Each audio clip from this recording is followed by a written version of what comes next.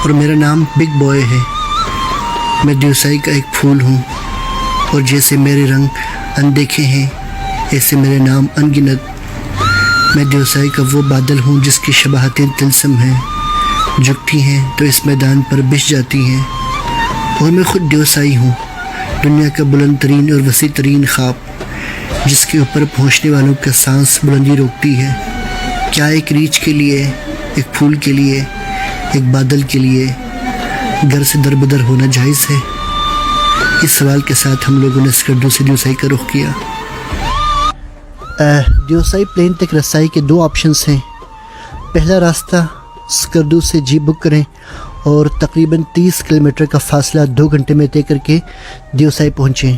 ہم چونکہ اسکردو پہنچ چکے تھے لہٰذا ہم نے آپشن چوز کیا۔ دوسرا آپشن استور سے دیوسائی تک تقریباً 70 کلومیٹر کا فاصلہ ہے اور جیپ پر یہ سفر 5 گھنٹے میں طے ہوگا۔ استور تک پہنچنے کی پوری کہانی تیسری قسم میں ہم بیان کر چکے ہیں۔ اسکردو سے براستہ دیوسائی پہلا پوائنٹ ستپارہ ڈیم ہے، جو کہ تازہ پانی کی ایک جھیل ہے۔ اسکردو شہر کو زراعت اور پینے کے لیے پانی کی سپلائی یہیں سے ہوتی ہے۔ اسکردو شہر سے ستپارہ ڈیم تقریباً 8 کلومیٹر کے فاصلے پر واقع ہے، مگر مستقل چڑھائی اور روڈ کی خراب صورتحال کی بنا پر گاڑی مسلسل ہچکولے کھا رہی تھی۔ 2 خمدار موڑ کاٹنے کے بعد ہم ڈیم کے سپل وے کی جانب رواں دواں ہیں۔ اس ڈیم سے 17 میگا واٹ بجلی کی سپلائی ہوتی ہے، جس سے تقریباً اسکردو شہر کے لگ بھگ 30,000 مکانات کو روشنی میسر آتی ہے۔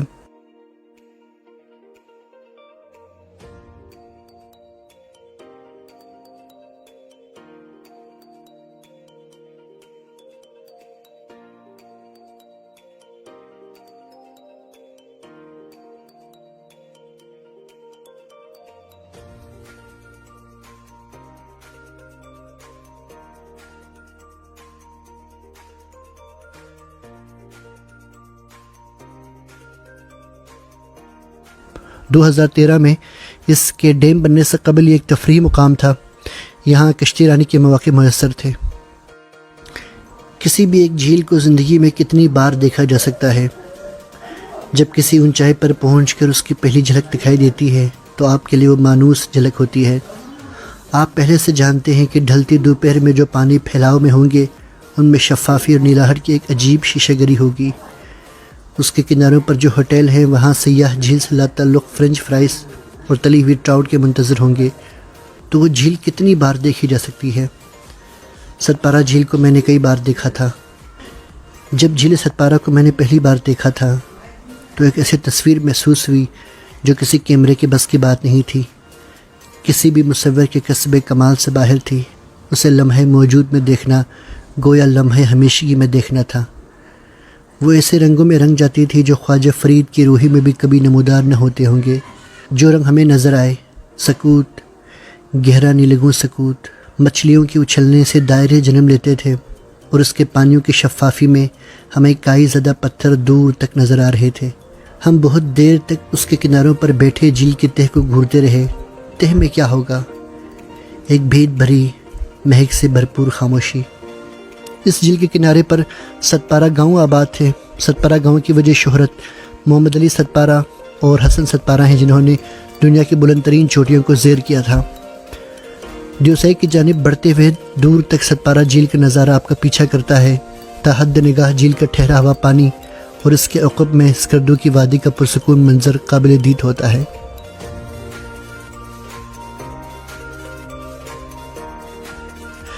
دیوسائی نیشنل پارک میں داخلے سے قبل ایک چیک پوسٹ موجود ہے جہاں سے ایک معمولی فیس چارج ہوتی ہے، اور یہ فیس اس نیشنل پارک کے فلاح بہبود پہ خرچ ہوتی ہے۔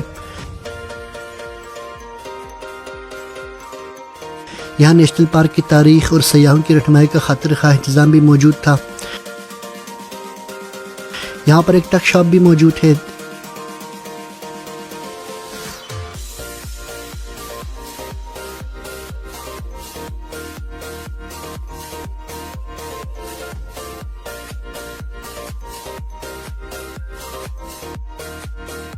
دیوسائی کا راستہ اگرچہ خطرناک قرار نہیں دے سکتے، تاہم روڈ سنگل ہونے کی بنا پر احتیاط لازم ہے، کیونکہ ایک طرف کچی مٹی کے بھربھرے پہاڑ ہیں جہاں سے بارش کے موسم میں لینڈ سلائڈنگ ہو سکتی ہے، اور دوسری طرف گہری کھائی۔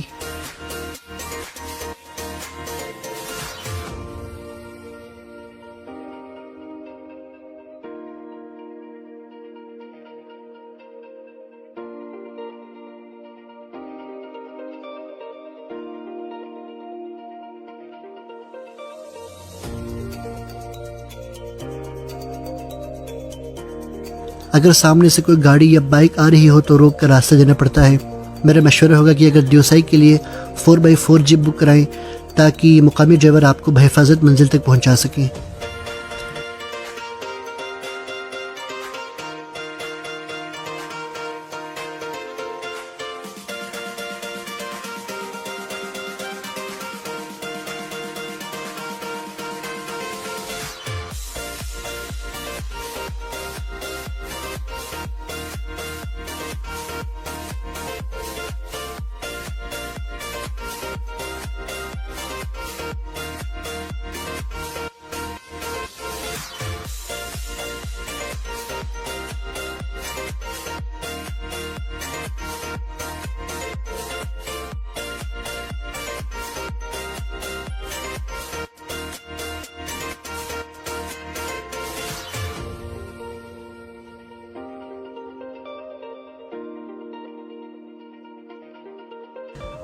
اگر آپ پاکستان کے نقشے پر نظر ڈالیں تو دیوسائی نیشنل پارک آپ کو قراقرم کے بلند پہاڑوں کے درمیان نظر آئے گا۔ دیوسائی نیشنل پارک کا سرسبز میدان 1400 مربع کلومیٹر پر محیط ہے۔ دیوسائی کا مطلب دیوتاؤں کی سرزمین ہے۔ دیوسائی کو 1993 میں نیشنل پارک کا درجہ دیا تھا، جس کے بعد سے یہاں شکار کرنا ممنوع قرار دیا گیا ہے۔ اس میدان میں گلیشیئرز کے پگھلنے سے نہریں اور جھیلیں پیدا ہوئی ہیں، مثلاً شتنگ نالا، بڑا پانی، کالا پانی، شوسر لیک۔ ستپارہ گاؤں سے آگے روڈ مکمل کچا ہے، جبکہ دیوسائی میدان میں کہیں کہیں راستہ پتھریلا بھی ہے۔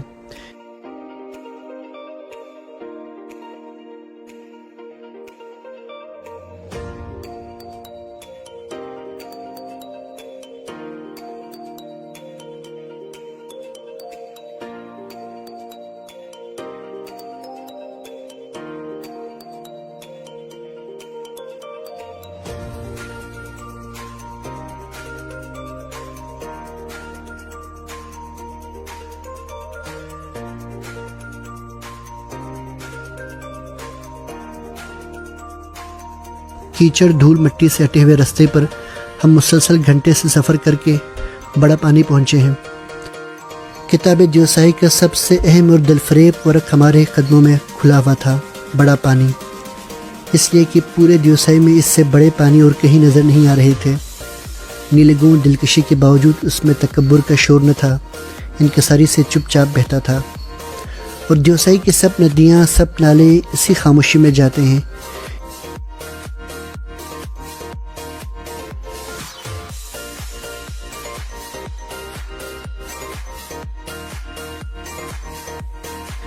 ایک زمانے میں یہاں رسیوں اور لکڑیوں سے بنا ہوا ایک پل موجود تھا، مگر اب RCC برج بن چکا ہے۔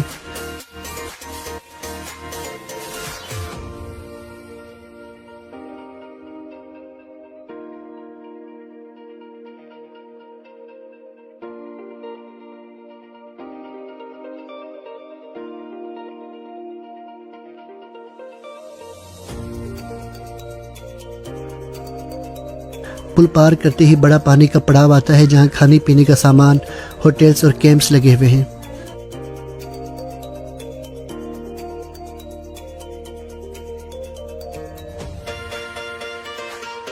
ہم نے یہاں بریانی کھائی، گرما گرم چائے پی اور چند تصویریں کھینچی اور آگے روانہ ہو گئے۔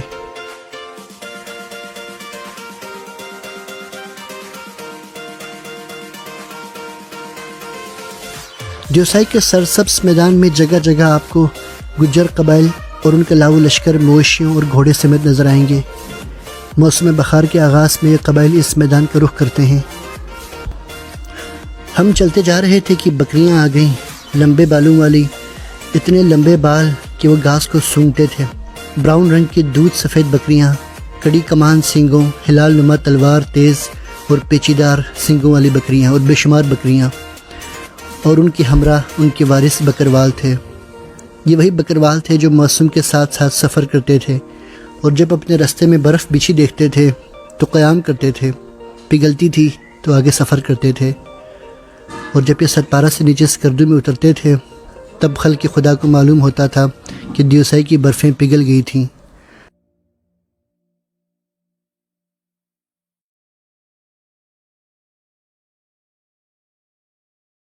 اگرچہ دیوسائی ٹاپ سے شروع ہو کر شتونگ تک اور پھر یہاں تک ہمارے آس پاس جو لینڈسکیپ تھی اس کا ڈھنگ ایک ہی تھا، انداز ایک ہی تھا، لیکن اس کے باوجود اس میں یکسانیت نہ تھی۔ ہم اپنے خیالوں میں گم، اپنے گھروں اور بچوں کے خیالوں میں گم۔ جب واپس دیوسئی آتے ہیں تو ہر بار ایک نیا میدان ہوتا ہے۔ دیوسئی میں چلتے ہوئے اخیر آتا ہی نہیں، لگتا ہے کہ اخیر آ گیا۔ اس کی خزاں رسیدہ گھاس کے میدانوں میں بادل عجیب تھے، ہوا عجیب تھی۔ 14,000 فٹ کی بلندی کو اپنے بدن میں محسوس کرتے ہم چلتے جا رہے تھے اور ان بے شمار نیلی ندیوں کو دیکھتے ہوئے چلتے تھے جو اس میدان میں جانے کہاں سے آتی تھیں اور جانے کہاں جاتی تھیں۔ چلتے ہوئے کوئی منظر سامنے آتا ہے تو لگتا ہے کہ اخیر آ گیا ہے، لیکن نہیں آتا۔ ذرا آگے جاتے ہیں تو کوئی اور سلسلہ شروع ہوتا ہے۔ حسن کا سفر ہم سمجھتے ہیں کہ یہ تک پہنچ جاتا ہے تو وہ پھر سے الف سے شروع ہوتا ہے۔ سائی کا موسم انتہائی بے ایمان واقع ہوا ہے۔ کسی بھی وقت آسمان سفید بادلوں سے بھر جاتا ہے اور ہلکی پھلکی بارش شروع ہوتی ہے اور اگلے گھنٹے تپتی ہوئی دھوپ آپ کو جھلسا رہی ہوگی۔ یا بائیں طرف کالا پانی دیکھ رہے ہیں۔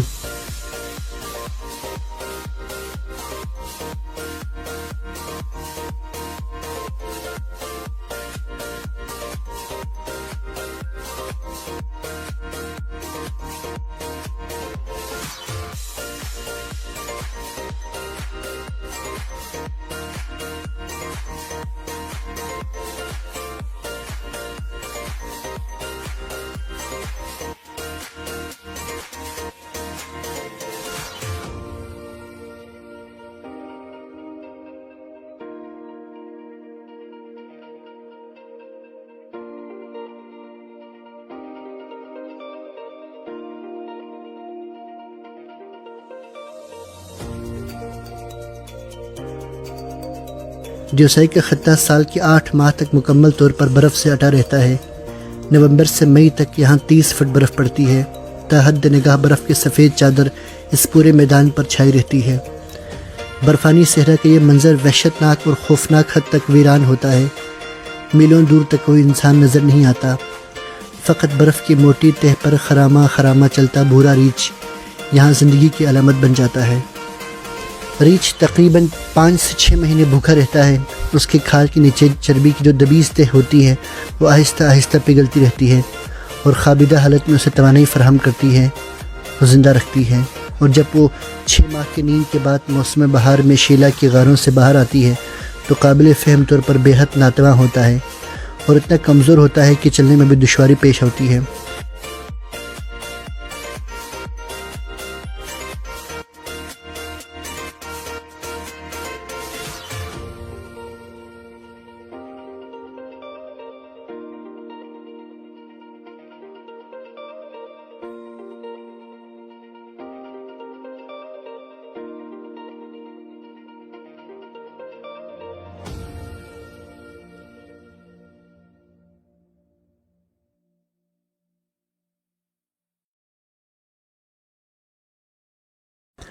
موسم بہار کا آغاز یہاں مئی جون میں ہوتا ہے۔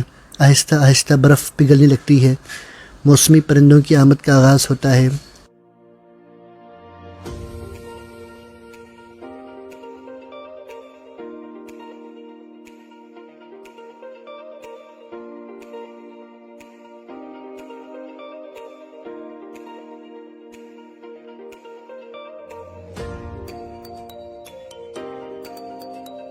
ہزاروں اقسام کے پھول کھلتے ہیں۔ بہار کی آمد کے ساتھ ساتھ برفیں پگھل کر ندی نالوں میں ڈھلنے لگتی ہیں۔ برف کے سفید چادر سبز رنگ اپنے اندر جذب کرتی ہے تو گویا ایک نیا جہان آباد ہونے کا منظر نمایاں ہو جاتا ہے۔ پرندوں کی چہچہاٹ فضا میں گونجتی ہے اور دیوسئی کا پورا نین نقش تبدیل سا ہو جاتا ہے۔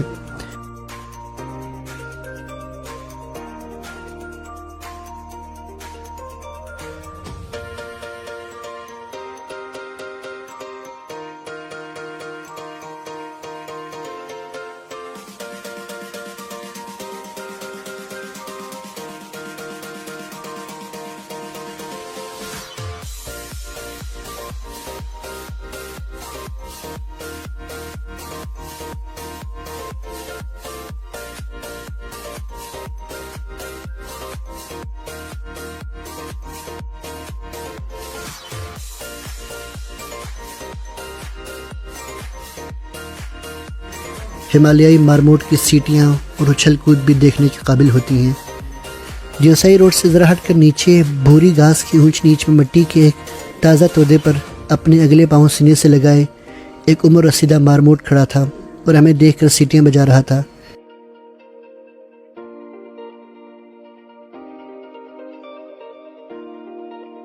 دیوسائی کے میدان میں 40 سے 60 کے درمیان ہمالیائی بھورے ریچھ موجود ہیں۔ یہ نایاب اور نادر ریچھ ہیں جو دنیا میں اور کہیں موجود نہیں۔ یہاں بھی یہ معدومیت سے دوچار ہیں۔ وائلڈ لائف ڈپارٹمنٹ نے باقاعدہ ان ریچھوں کی گنتی کر رکھی ہے اور انہوں نے ان کے گردنوں میں ایک مخصوص قسم کی بیلٹ باندھی ہوتی ہیں جس سے وہ ان کو ٹریک بھی کرتے ہیں۔ اس مخصوص کلر کی بنا پر ریچھوں کی تعداد وہ دیکھ سکتے ہیں، ان کی لوکیشن بھی ٹریک کر سکتے ہیں غالباً کہ ایک دن میں انہوں نے کتنا سفر کیا اور کوئی کہیں بیٹھا تو نہیں ہوا، کوئی بیمار تو نہیں ہے۔ اس سے شکار کے اوپر بھی پابندی میں کافی مؤثر ان کو مدد ملتی ہوگی۔ اور جب برف باری کا آغاز ہوتا ہے تو وہ کن راستوں پر چلتا ہوا اپنی سرمائی نیند پوری کرنے کے لیے کون سی غار میں جاتا ہے۔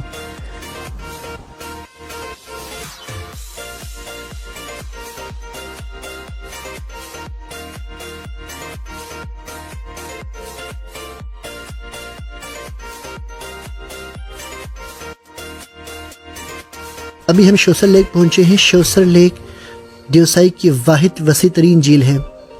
اس جھیل کی خاص بات یہ ہے کہ اس میں نہ تو پانی کے باقاعدہ داخلے کے لیے کوئی نالا یا ندی موجود ہے، نہ ہی اخراج کے لیے کوئی ندی یا نالا موجود ہے، تاہم پانی کی مقدار اور سطح ہمیشہ مستقل نظر آتی ہے۔ مقامی افراد اسی بنا پر شوسر کو اندھی جھیل بھی کہتے ہیں۔ اس جھیل میں ٹراؤٹ اور سنوکارپ مچھلیوں کی کافی تعداد موجود ہے۔ اس کی لمبائی تقریباً 2.5 کلومیٹر اور چوڑائی 1.5 کلومیٹر ہے اور اوسطاً گہرائی 40 میٹر۔ شوسر لیک ایک کیمپ سائٹ ہے۔ اسکردو کے باسی اور استور کے باسی چھٹی والے دن بڑی تعداد میں یہاں پکنک منانے آتے ہوں گے۔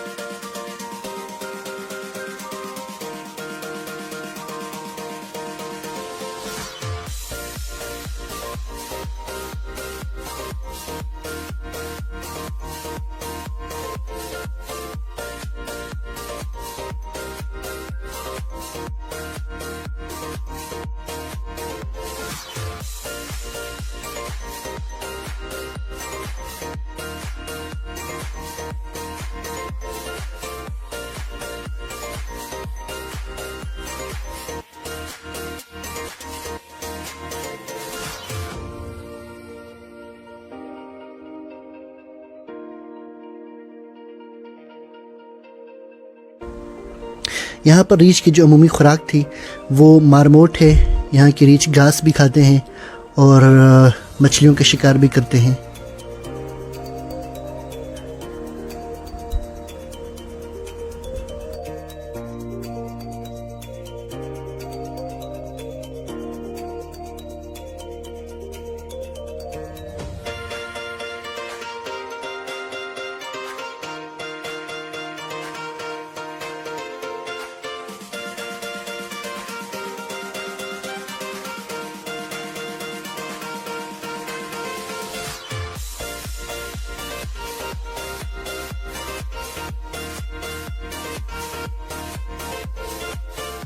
جھیل کا پانی یخ بستہ اور اس قدر شفاف ہے کہ اس کے نیچے موجود رنگ برنگے پتھر اور ٹراؤٹ فش صاف نظر آ رہے ہوتے ہیں اور انتہائی خوبصورت منظر پیش کرتا ہے۔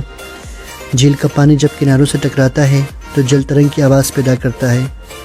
اس آواز اور منظر سے سیاح مسحور ہو جاتے ہیں اور اس کا دل اس منظر کو چھوڑ کر آگے بڑھنے سے انکار کرتا ہے، مگر وہ سیاح ہی نہیں، جو کسی ایک مقام پر ٹھہر جائے۔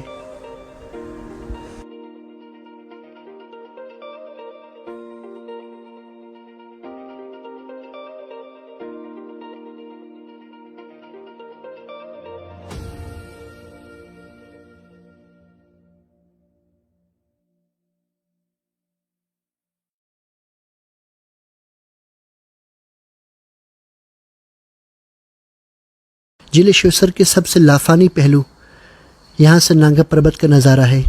عظیم نانگا پربت کی پرشکوہ چوٹیوں کی زیارت اس جھیل کے کردار کو امر کر دیتی ہے۔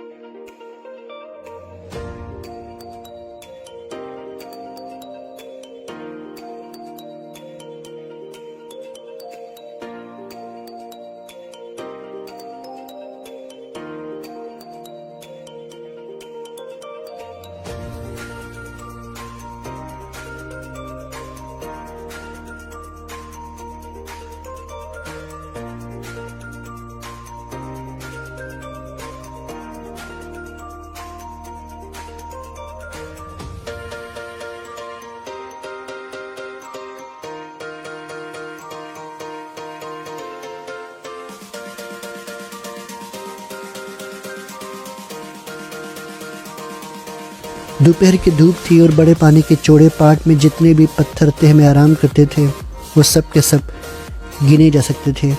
دھوپ کا ایک ایسا زاویہ بھی بنتا تھا جہاں سے پانی منجمد برف کا تاثر دیتا تھا، ایسے شفاف برف جس کے نیچے پڑے ہوئے سنگریزے اور پتھر صاف دکھائی دے رہے ہوں۔ اگرچہ ایک عام سا منظر تھا، ایک ندی، برف پوش پہاڑ، ایک پل، لیکن یہ دیوسائی پر تھا اور وہاں کوئی منظر عام نہیں ہو سکتا۔ یہ منظر کے بس میں نہیں ہوتا کہ وہ عام ہو سکے، نہیں عام لوگ وہاں تک پہنچتے ہیں۔ شاید اس میں بلندی کی کوئی سانس روک دینے والی تاثیر تھی جو گھاس کے ہر تنکے کی نوک میں سے پھوٹتی تھی۔ جب ہم دیوسائی سے واپس آ رہے تھے تو اس ٹائم شام ہو رہی تھی۔ اس میدان اور برف آلو چٹانوں پر جو آسمان تھا وہ مٹیالہ اور نیم سیاہ تھا۔ یہاں پر آسمان سے جو روشنی اترتی تھی وہ بھی نیم سیاہ تھی۔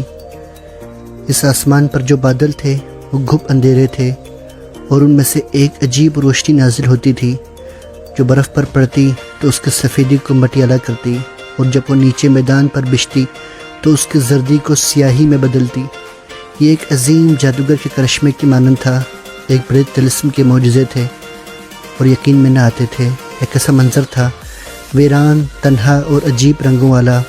یہ ایک عجیب اور دلفریب منظر تھا۔ کیا ایک ریچھ کے لیے، ایک پھول کے لیے، صرف ایک بادل کے لیے گھر سے اتنی دور نکل کر در بدر ہونا لازم ہے یا جائز ہے؟ ہاں، میں گواہی دیتا ہوں کہ یہ جائز ہے، نہ صرف جائز ہے بلکہ فرض ہے۔ ہماری اگلی منزل شانگری لا لیکس کردو تھی۔